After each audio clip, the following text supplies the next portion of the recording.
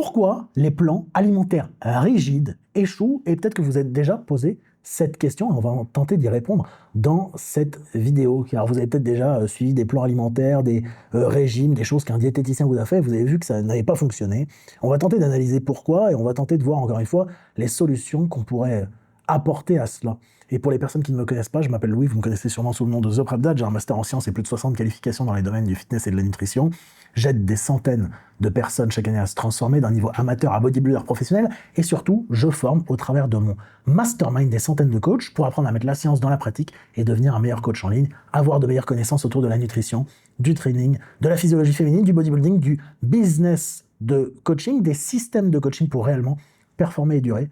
Si vous êtes intéressé, le lien est directement dans la description pour candidater et en savoir plus. Et également, si vous voulez plus de valeur ajoutée toutes les semaines gratuitement, abonnez-vous à ma chaîne YouTube. J'essaye de vous sortir entre 1 et 3 vidéos par semaine. Mettez déjà un petit commentaire pour le référencement, ça m'aide beaucoup.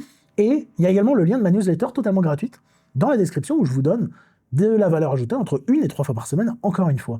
Donc, maintenant, on va se demander une chose, c'est pourquoi les plans alimentaires échouent. Et je vous ai fait un petit arbre là, sur l'écran que vous voyez, et j'ai identifié certaines choses, et on va tenter de voir encore une fois pourquoi, les vrais problèmes, et ce que vous pourriez faire en échange, ou peut-être qu'on fera une autre vidéo autour de ça. Déjà, pourquoi les plans alimentaires échouent? La première raison, c'est que sur un plan alimentaire rigide, il n'y a pas d'adhésion sur le long terme. Le problème, c'est qu'il y a trop de restrictions. Trop de restrictions, ça conduit à quoi? Ça conduit à de la frustration, et c'est impossible à tenir socialement. Car en effet, si vous avez un plan alimentaire, comment vous faites lorsque vous avez, par exemple, des sorties? Quand vous avez un plan alimentaire fixe, comment vous managez lorsque vous avez un anniversaire? Et si vous n'apprenez pas à faire ça, ça va être quoi le vrai problème? Le vrai problème, ça va être que lorsque vous allez vous retrouver face à une occasion sociale, vous ne saurez pas quoi faire. Vous ne saurez pas, pardon. Vous ne saurez pas quoi faire, et si vous ne savez pas quoi faire, vous ferez n'importe quoi. Ou vous n'irez pas à l'anniversaire. Bon. Ensuite, le vrai problème d'un plan alimentaire, et comme je l'ai dit, le plan alimentaire rigide, rigide, c'est quoi? C'est qu'il n'y a pas de flexibilité. S'il n'y a pas de flexibilité, vous avez une exclusion d'aliments la plupart du temps. Donc lorsque vous allez manger quelque chose, vous vous sentirez coupable, et vous allez avoir la fameuse mentalité du tout ou rien. Encore une fois, je vous rappelle une chose. Une calorie, ça reste la base de tout, la calorie. Ensuite, vous avez la répartition des macronutriments. Mais donc, encore une fois, pourquoi, à partir du moment où on sait ça, pourquoi est-ce que vous ne pourriez pas avoir de variété? Réfléchissez bien à ça. Et même des compétiteurs que je coach à un haut niveau, je réussis à leur mettre des alternatives lorsqu'il s'agit des fruits, des sources de glucides, des sources de lipides, parce que ça peut être important pour l'adhésion, encore une fois. Donc, ce qu'on voit, c'est ça. Là, ça, il n'y a pas d'aliment à exclure. Il n'y a pas d'aliment à exclure. Encore une fois, vous pouvez manger de tout à partir du moment où ça rentre dans votre total calorique et dans votre split de macronutriments. Et la mentalité du tout ou rien, il faut arrêter, parce que la mentalité du tout ou rien qu'on a juste là, la vraie particularité, c'est que c'est lié au point juste avant, c'est qu'il n'y a pas d'adhésion sur le long terme. Ensuite, il y a un problème qui est le suivant, et c'est lié à ce que je disais avant, c'est s'il n'y a pas de durabilité, il n'y a pas de résultat. Et en fait, la plupart du temps, un plan alimentaire, ça fonctionne sur le court terme. Et d'ailleurs, un plan alimentaire rigide, je pense que si vraiment on l'encadre dans quelque chose qui est court terme, alors là, c'est quelque chose qui est positif.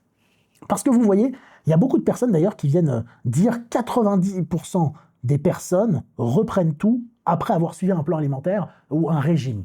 Ça, c'est pas tout à fait vrai, du moins, à ma connaissance, c'est pas ce qu'on voit dans la littérature scientifique. C'est pour ça que j'ai mentionné, les personnes reprennent tout, sauf si. Et là, vous allez me dire, Louis, ok, sauf si quoi? Sauf si quelque chose de très simple, sauf si, la flèche elle est un peu grosse, vous m'excuserez, sauf si vous avez une chose et que vous devez avoir dans n'importe lequel de vos coachings, si vous êtes coaché dans n'importe quoi, sauf si vous avez, devinez le mot que je vais écrire, vous l'avez trouvé, éducation. Si on vous éduque autour de la nutrition, si, encore une fois, On vous apprend, encore une fois, les bases des macronutriments.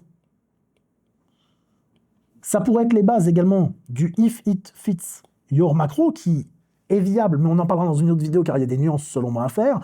Si on vous apprend ça, et si également on vous apprend quoi? À vous entraîner, et également si on vous apprend à bouger plus. Si vous faites tout ça en parallèle du plan strict, vous ne reprendrez pas de poids. Donc l'affirmation du 90% reprennent tout après avoir encore une fois suivi un régime, eh bien selon moi, c'est absolument faux. C'est des personnes qui n'ont pas été éduquées. Ça, c'est un autre problème dont je vais d'ailleurs parler. C'est l'absence d'éducation nutritionnelle. Et ça, c'est un gros problème. C'est-à-dire que le problème, c'est la personne va exécuter sans comprendre et elle va être dépendante totale au coach. Mais vous, ce que vous vendez, aujourd'hui, vous ne devez pas vendre, lorsque vous êtes coach, un plan alimentaire. Vous devez vendre, encore une fois, une transformation.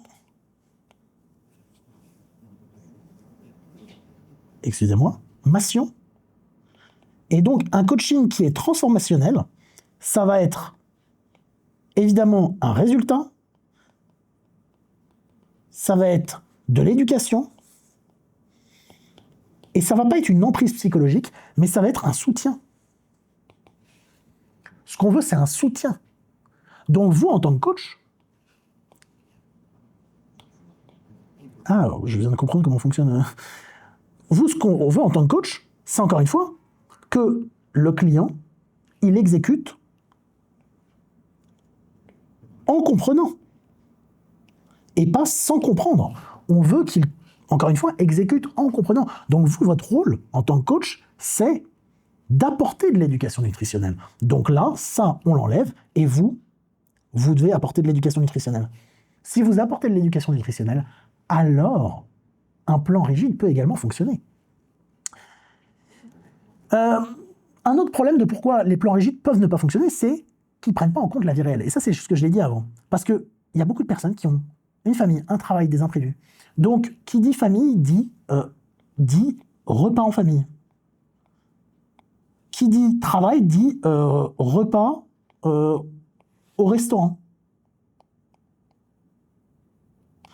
Qui dit imprévu dit devoir s'adapter. Si les personnes n'apprennent pas à s'adapter, alors elles feront n'importe quoi. C'est pour ça que ça fonctionne souvent mal, des plans très rigides. Il faut de l'éducation, il faut faire comprendre aux personnes ce qu'elles devraient faire. Et enfin, la dernière chose, de pourquoi des plans alimentaires rigides ne fonctionnent pas, c'est l'effet psychologique négatif. C'est-à-dire que la plupart des personnes développent une relation malsaine avec la nourriture parce qu'ils pensent que s'ils sortent un peu du plan, c'est terminé. Également, et ça c'est un gros problème, la vision de bons ou de mauvais aliments. Et là, vous devez vraiment dire aux personnes, d'une manière générale, il n'y a pas de bons ou de mauvais aliments. Ce que vous devez dire aux personnes, c'est il y a des choses qui peuvent plus ou moins être en accord avec leurs objectifs à un moment donné. Peut-être que vous aimez manger un Mars, un Bounty ou un Snicker, ce ne sont pas des mauvais aliments. Mais si vous êtes en déficit calorique et que, je ne sais pas, vous consommez 1600 calories, est-ce que c'est un choix stratégique d'avoir un Snicker à 300 calories? La plupart du temps, non. Parce que ça va vous donner faim, je ne sais pas, ça va vous donner faim. Donc non, c'est pas un bon choix.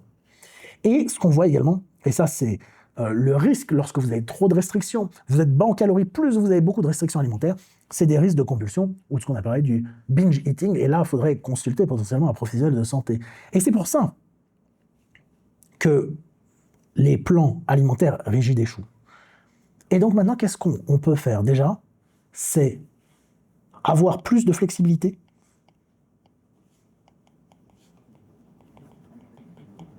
Première chose à faire. Deuxième chose à faire, ça va être d'avoir plus d'éducation.